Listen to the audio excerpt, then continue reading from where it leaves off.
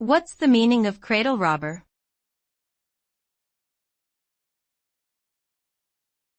Cradle-robber.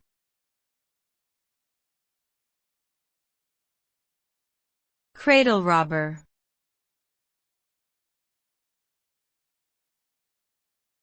Cradle-robber.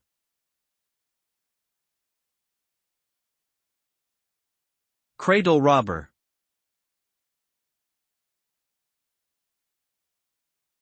The term cradle-robber is typically used to describe someone who pursues a romantic or sexual relationship with a person significantly younger than themselves, often in a way that is considered inappropriate or predatory.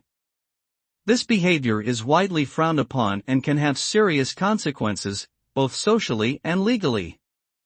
Those accused of cradle robbing may encounter social stigma, legal ramifications, and damage to their reputation or career.